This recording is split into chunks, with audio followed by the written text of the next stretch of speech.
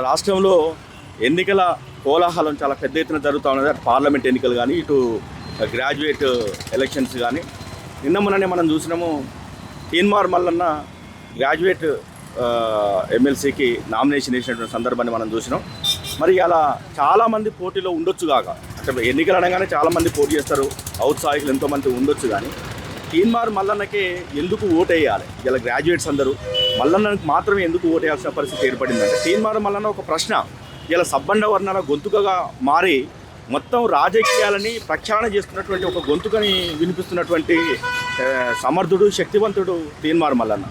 అనేక విషయాలని, అంటే తన ప్రశ్నల ద్వారా, తను ప్రశ్నించే గొంతుక ద్వారా ఇవాళ మొత్తం రాష్ట్రంలో మొత్తం రాజకీయాలని ప్రక్షాళన చేసేటువంటి ఒక దిశగా తీన్మార్ మల్లన్న గొంతుక ప్రవహిస్తూ ఉన్నది, మనం అందరం చూస్తూ ఉన్నాం.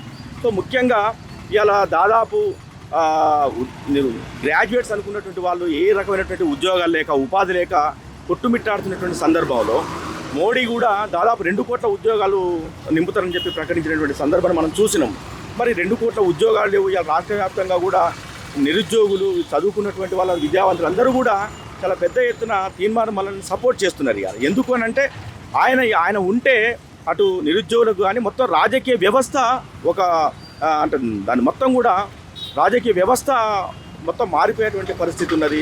రాజకీయాలని శుభ్రపరిచే విధంగా, రాజకీయాన్ని ప్రక్షాళన చేసే విధంగా ఆయన గొంతుక ఉన్నది, ఆయన నడక ఉన్నది, ఆయన మాటల ప్రవాహం ఉన్నది. మనం చూసాం, తీన్మార్ మల్లన్న తనకున్నటువంటి ఆస్తిని మొత్తం కూడా ప్రభుత్వానికి దారాదత్తం చేసి మిస్టర్ క్లీన్గా ఇవాళ ప్రజల ముందుకు వచ్చినటువంటి నాయకుడు, యువ నాయకుడు తీన్మార్ మల్లన్న. కాబట్టి ఇట్లాంటి సందర్భంలో తీన్మార్ మల్లన్న కాకుండా ఇంకెవరిని కూడా గ్రాడ్యుయేట్ ఎమ్మెల్సీకి ఎన్నుకుంటే ప్రయోజనం లేదు. కాబట్టి మనం అందరం కూడా చాలా పెద్ద మనసుతో ఆలోచించాల్సిన అవసరం ఉన్నది.